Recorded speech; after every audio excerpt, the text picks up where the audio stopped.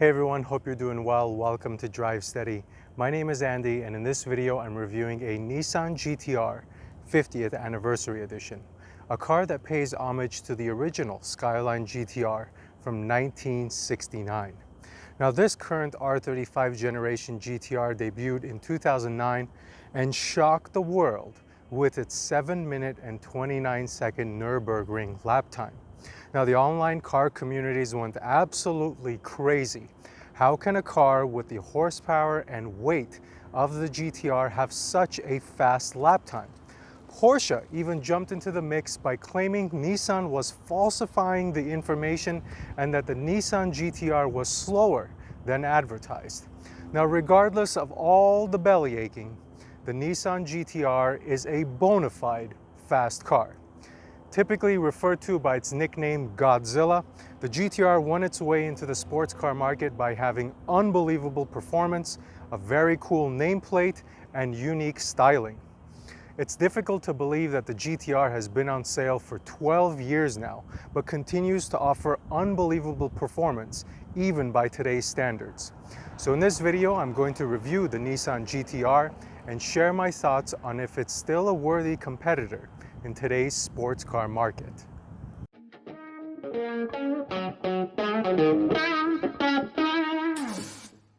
Let's start off the review by talking about the exterior of the GTR, more specifically this paint color. Now this thing is a very special color. It's called Bayside Blue. It's something that became very popular with the R34 generation of the GTR, and in my opinion is the hallmark color for the Skyline GTR. Now, Nissan says that it takes them 4 coats of paint in order to get this unique looking blue color, and I truly believe them because this is a very stunning looking color in person. Now, if you wanted the 50th anniversary edition like this car, you had a choice of 3 different colors.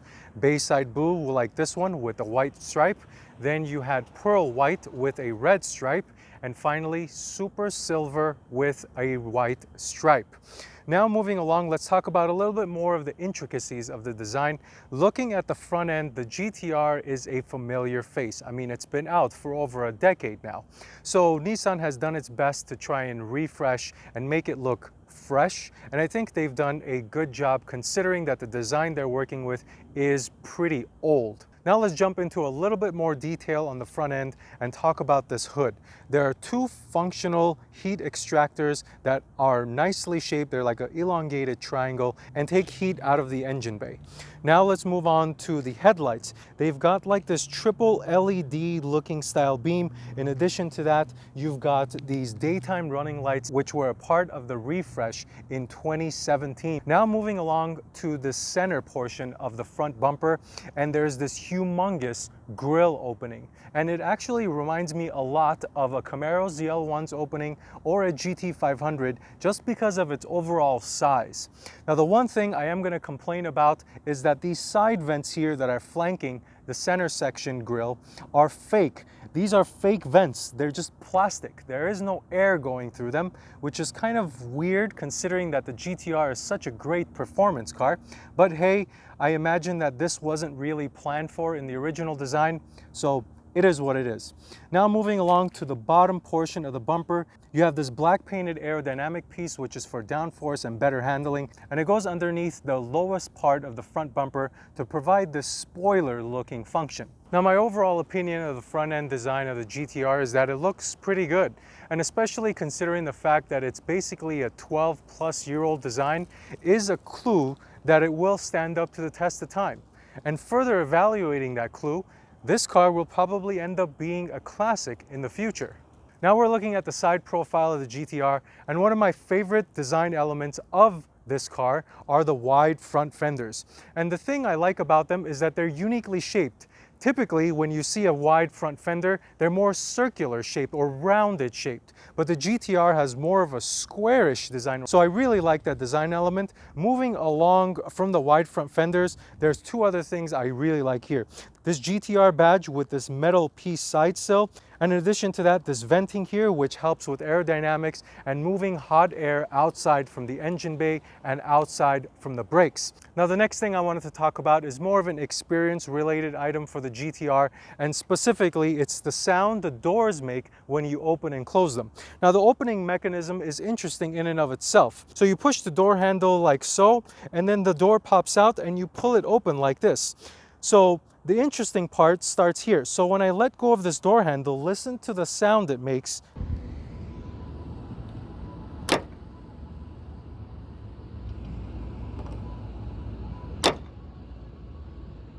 So in my opinion, that sounds really mechanical. So I like to categorize this under the experience of the GTR, much like you categorize the bank vault style doors and locks of the Mercedes G-Class.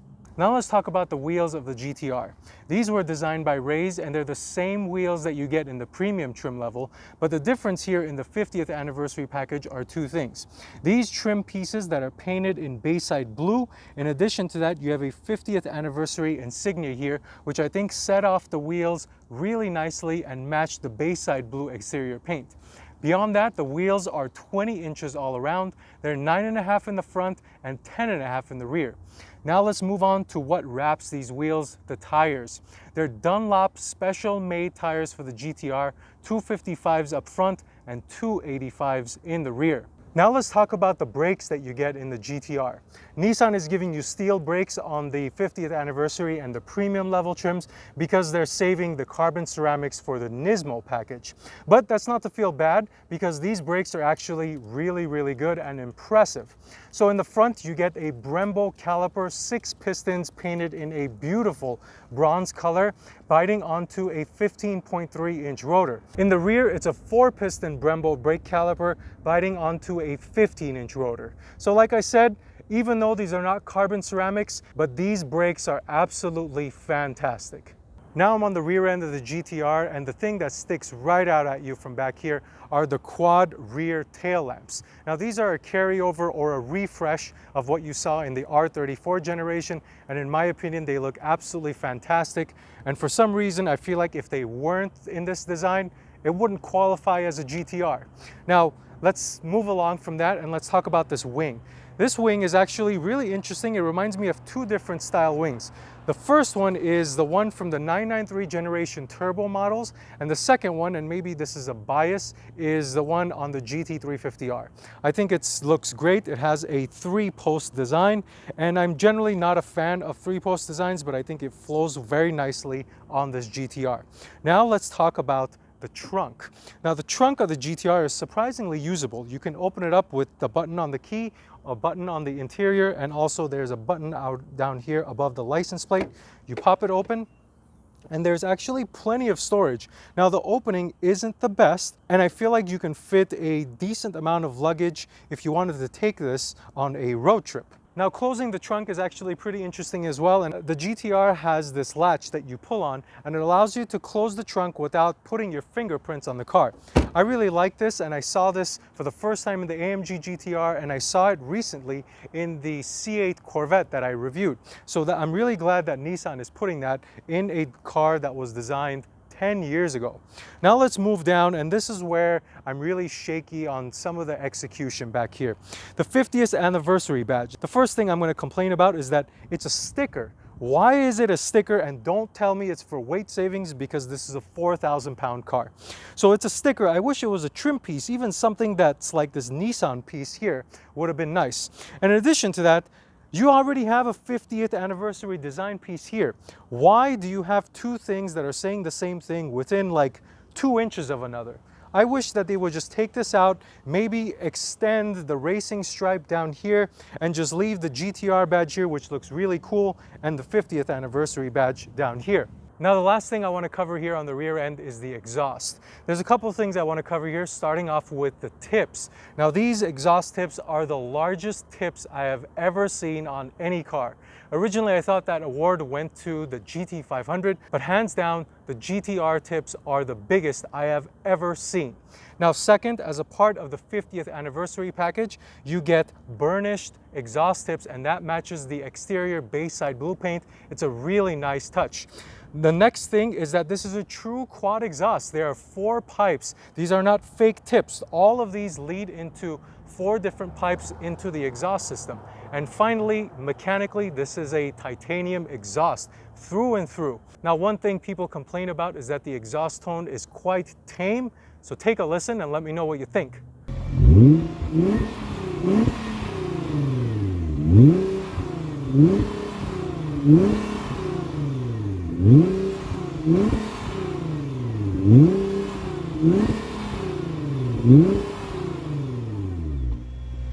Now moving along to the interior portion, the review for the GTR, and the first thing that immediately pops out at you is how high quality this interior is. I'm talking about the materials. The amount of soft touch materials and leather and carbon fiber there is in this car rivals luxury cars, and I'm not kidding. I found it very hard to look for places that are not covered in leather or not covered in carbon fiber or just a hard touch material, and there's very, very few of them, and they are extremely hard to find. So that is very apparent on the interior. The next thing, let's talk about a little bit more detail about the 50th anniversary. The 50th anniversary gets a unique color combo on the interior. It's a light gray, almost bluish interior, and I think it suits the blue exterior color of the car very nicely. Now let's get into a little bit more detail about this interior, and let's talk about the seats. The seats are pretty comfortable. They're heated. They are not cooled. The switch for the heated functionality is here on the left-hand side. The one thing I do have to complain about them is the fact that the lumbar and the bolstering is not adjustable. Now, me being 5'10" and the body size that I am, I fit pretty comfortably in here. But I feel like if you are a larger individual than I am, you'll probably have a hard time getting in here. The nice thing about these seats are they are very luxurious, and by that I mean they are hand stitched. The entire seat or the leather is hand stitched onto the seat, so that's a really cool touch. Now let's move on to the rest of the interior. In front of me I have a steering wheel. It's a very nice looking piece. It's kind of old school in the way, in the sense that it's all round. Typically you see flat bottoms nowadays on sports cars, but in the GTR, like I said, it's all round. In addition to that, the nice thing is that it's all leather. Everything is leather. Even the horn is covered in leather. The spokes here are covered in leather. The material here is a metal looking piece, and the GTR logo is staring right at you, and it's a really cool looking piece. You have multi-function buttons here, which are plastic. I'm glad they're not like piano touch and they don't leave any fingerprints. They look pretty good, and I'm not really complaining about them since they're really there for function versus form. Moving along, you have the paddle shifters. These are magnesium paddle shifters. They look really cool and they feel really nice. And now moving beyond the steering wheel, let's talk about the gauges. The GTR has a 5-pod gauge cluster, and most of it is analog. There's a small portion of it with the transmission selector where that's somewhat digital. The graphics are very old school, and the RPM gauge has a small portion of it. About 30% of it is digital. It doesn't really display the amount of information that you see in most modern cars, but the nice thing about the gauges is they're very clear and easy to read. There is a carbon fiber housing, basically, or a trim piece in the gauges that sets it off really nicely. And to top it all off, you have a little reminder that you're driving the 50th anniversary right underneath this 8,000 RPM indicator. Now, my favorite thing about the gauges is the way the speedometer sits at 0, or basically at all times when you're driving. So to give you an example, at 0 it sits at 5 o'clock, and when you're going 40 miles an hour it sits at 6 o'clock. So this kind of gives you a perspective when you're looking at it from your peripherals that you're going really, really slow. And when you're going fast, like 80 miles an hour, it's basically at 8 o'clock. So you're going pretty quickly, you're going above the speed limit, but when you look down, it looks like you're barely moving when you compare it to a regular car speedometer. So I really like that design element. I know the C7 Corvette had that. I know most Porsches have that when they had analog gauges. So I'm glad to see that Nissan did it in the GTR. Now moving along to the rest of the interior, let's talk about this roof.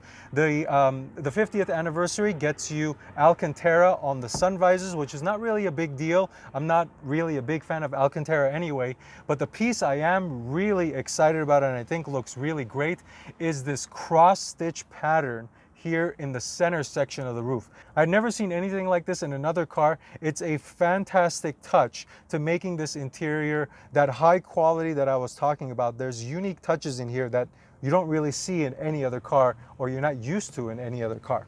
And now let's come down from the roof and talk about one of the weak points of this interior, and that is the infotainment screen. It's an 8-inch unit, it's touchscreen. It was refreshed recently, but it's not up to par with what you expect in most modern cars. Heck, I think even in some low-end economy cars probably have better infotainments than this GTR does. And the reason for that is because it's an old unit. The graphics aren't as crisp, the usability isn't that great. There's Apple CarPlay, but there is no Android Auto. But the one good thing about it is that it's there. You do have the ability to use navigation and all that stuff. And I think the audio system sounds pretty good considering that there is a Bose system in here with 2 subwoofers on the interior. So it sounds like you get a good acoustical feel, or at least in my non-audiophile opinion. Staying on the infotainment topic, there are cool maps in here, or performance maps, that were designed by the same person that designed the Gran Turismo game. So when you go in here, you look at it, I kind of got a reminder of Gran Turismo, the original one, and Gran Turismo 2 by looking at these maps. They're actually really cool, and they take you back to a time where things were a lot simpler and graphics weren't as crisp. And then moving down from the infotainment, you have the climate controls. There's nothing really to highlight from here. It's a dual zone climate control system, and it's got the normal functionality that you get or you expect in other climate control systems. Moving down from the climate controls, it gets a little bit more interesting. You have 3 mode selectors. The first one is for your transmission and your powertrain. The second one is for your suspension. And the last one to the right is for your traction control. All 3 of these have the R mode in the powertrain. In the suspension, you have R, comfort, and normal. And in traction, you have R, normal, and basically off. They allow you to turn the traction control completely off. Moving down from the mode selectors, you have a red start-stop button, which looks really cool. Moving to the right of that, you have the transmission selector. And the way this operates, foot on the brake, you pull the lever back and it comes into like this slot here that's neutral, and then you got to pull it down even further for drive. From there, you have a left and a right movement, which toggles between automatic and manual modes. In addition to that, you can obviously shift using the paddles. Moving down from there, you have a full carbon fiber piece in the center stack, which looks fantastic. You rarely see manufacturers putting a large carbon fiber piece like this. Typically, you see like a hard plastic, but this at least is carbon fiber. And even though the infotainment unit is touchscreen, you have a controller here at your fingertips that allows you to control the unit without having to touch anything on the infotainment. To the right of that, you have a 50th anniversary plaque reminding you that you're driving the 50th anniversary. In addition to that, to the right of that is a manual handbrake. This is something that you do not see in most modern cars. Everything has pretty much gone to an electric handbrake. And to the left of the handbrake, you have a closed storage area. When uncovered, show 2 cup holders and basically doubles as a storage unit, and a center armrest that has USBs, in addition to that an auxiliary cable, and finally a 12-volt output to plug in your charging device. And given that the GTR has back seats, they're not very usable. I sat back there and I can't imagine sitting there for a long period of time, so I wouldn't really plan on having people back there on long road trips. Maybe for children, but not for adult-sized individuals. And to close out the interior portion of the review, my thoughts are that this is a usable interior. Along with that, it is extremely high quality.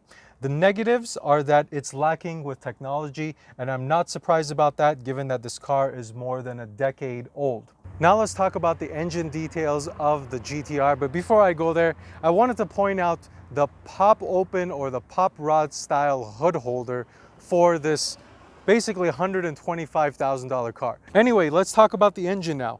3.8 liters, 24 valve twin turbo V6.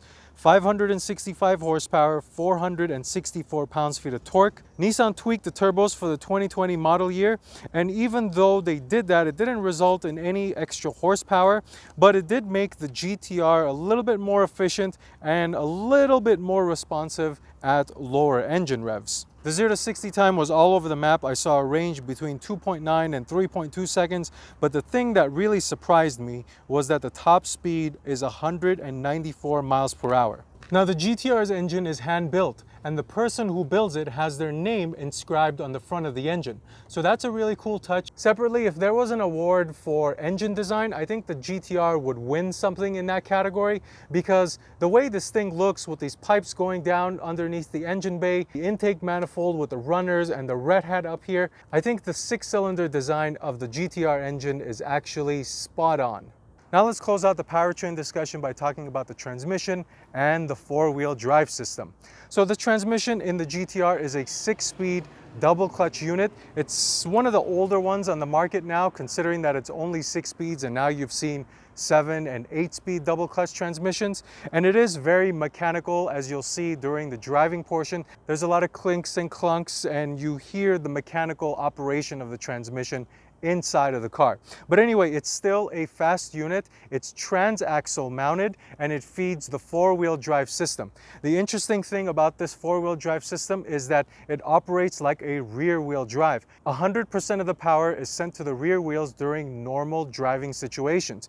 If it detects that there's some slip or you're losing control, it has the ability to shift and split it 50-50 front and rear. All right, now we're on the interior portion of the review, and like I typically do, I start off by showing the key here. It's actually a pretty underwhelming key considering the price of the car. That's what it looks like. It's got the Nissan GTR logo up at the top, but nothing really special, unfortunately. So the way you start it up, foot on the brake, start stop button in red, and it fires up. One of the things I wanted to talk about before getting rolling is the visibility. I do have clear visibility out the front. The windshield is of a decent size. I don't have to crouch down or do things like that just to see out the top. And then from the side, my peripherals, I can see everything very well. The B pillar is actually pretty far behind me. And even though I don't have any blind spot detectors in this car, I don't feel like they're necessary considering the placement of the mirrors. And like I just said, the B pillar is pretty far back. And same thing goes for the passenger side. The mirror is actually really nicely positioned. Of course, it's important that you adjust your mirrors properly. And secondly, the B pillar again is pretty far back, and right behind the B pillar there's a little window that I can see out of that aids in over-the-shoulder passenger side visibility. Another thing I forgot to mention about the safety features in the GTR, it does have a rear view camera. In addition to that, it has front sensors, which come in very handy when you're parking and trying to maneuver the car around in small spaces. And the last thing I forgot to mention in the earlier part of the review is the price. This car that I'm driving here is $125,000. The base price of the GTR is roughly $115,000. The 50th anniversary package costs, I believe, $8,000 or $8,500. So roughly $123,000 to $125,000 once you add in the destination and handling and all those things. All right, here we go. Finally, hitting the road. Let me get out of this parking lot here. And it's true what they say about the transmission. It is very audible. It sounds very mechanical. I can hear everything working underneath me, behind me, because of course this is a transaxle design. So let me get out of this driveway here. Hopefully I don't scratch. No, I don't. Here we go. One thing I want to try is launch control. Let's see if we can make this happen really quickly. There's nobody behind me. R mode, R mode. There we go. Foot on the brake, gas. Oh my gosh. Woo! Oh my God. Woo! Oh my God. Wow. That was unlike anything I imagined. I'm lost for words. I literally, oh my God, I really need to gather myself after that. The way I can describe that is initially once it takes off and it hooks up, and it's just crazy. It's unreal. The initial grab, and then once you're into the power band and you're flying, you're just like, oh my God, what the heck is going on? So for anybody who hasn't tried that, you need to try it. That is probably the most surreal launch control I have ever done in my life, period, in any car. So, wow. I think I'm still kind of excited off of that. So hopefully that doesn't blend in too much into the driving portion of the review. But one of the things I wanted to start off with is the engine, and just based off of that launch control, you can tell that this thing is blisteringly fast during acceleration. And now I'm going to be able to turn onto a little street here, and without launch control, let's see how quick this thing is. So here we go, straight road. That was a quick pull, and a car just pulled out in front of me. But I get the feeling that there's very little to none turbo lag, and I don't know if that's just me, but this is a very strong pulling motor. It's really there. The power band is good. You do get that initial turbo shove. It feels very turbo-y. Obviously this is a turbo engine. And here we are again. Let me see if I can get a longer patch of road so I can do a better pull here. Do you hear that? That was a transmission. Here we go. Let's do one more.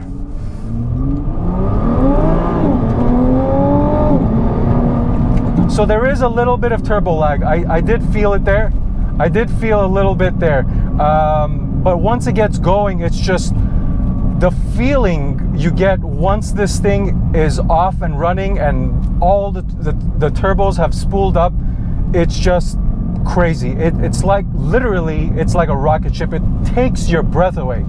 So I think that's enough about the engine and then the speed. You guys get the feeling, or you guys get the point, basically.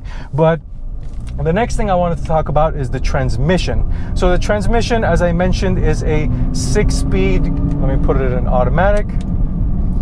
So it's a 6-speed double clutch unit. It shifts very fast. The paddles are immediate. They don't lag whatsoever. The thing that's kind of funny about this transmission, in automatic mode, it's very lazy, maybe, for the lack of a better term. And one of the characteristics I discovered about it is, in automatic mode, when I'm driving quickly or when I'm driving spiritedly, it's very lazy to downshift, and it downshifts like 1, 2, 3 gears at a time. So if I'm in 6th, it'll go slowly 5th, 4th, 3rd, 2nd, and then I'm like really pulling away.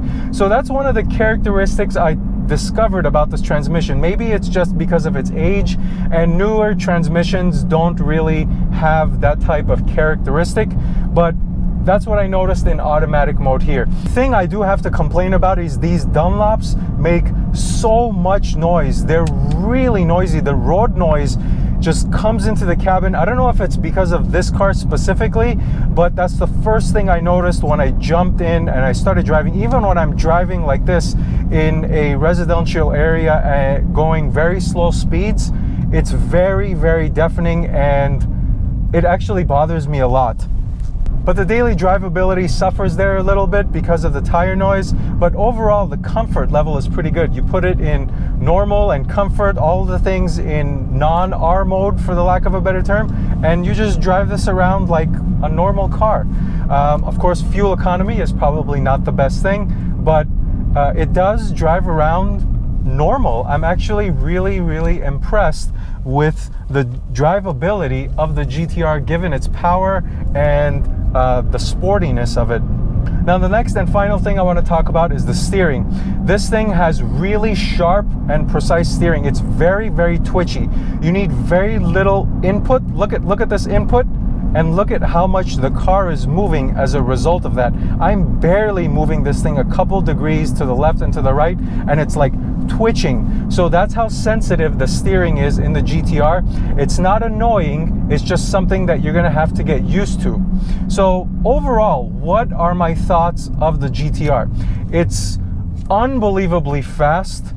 The transmission is smooth, but it's a little clunky in a good way, in a mechanical way. You put it in drive, you put it in reverse, you shift through the gears, you can hear the mechanical aspect of the double clutch working. Some people may think that's unrefined considering the price of the car, $125,000, but for me it's actually not a bad thing, and it adds on to the experience of driving the GTR.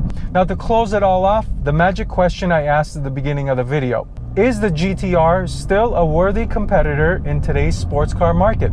Now, I'm going to blend in the price with this discussion.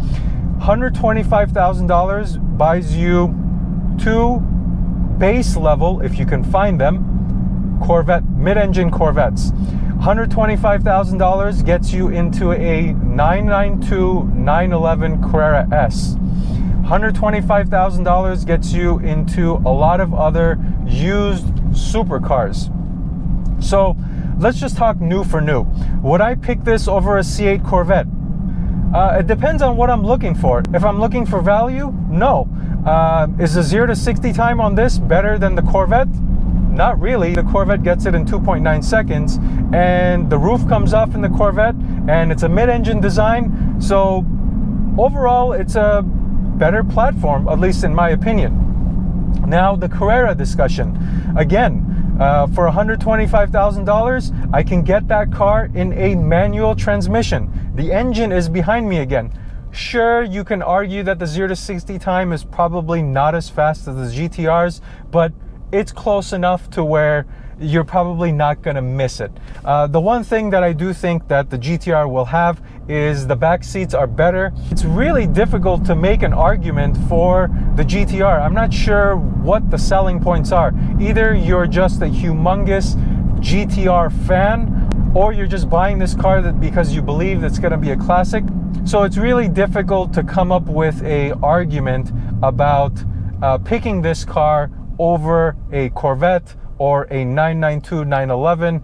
But if you really wanted this car, if I was looking for this car, I wouldn't buy it new for $125,000. I would go to the used car market and maybe look for one with some miles for maybe around 70 or 80,000. Or if I wanted a really early gen one, you can get those around 40 grand now, I think. But you really need to be wary of the transmission. Those things do have failures. In addition to that, you just need to be worried about the architecture in general, being that it was brand new at the time. But those are my thoughts. I know I probably didn't answer everything, so if you have any questions, send them to me in the comments below. But thank you for watching this video. Until next time, drive steady.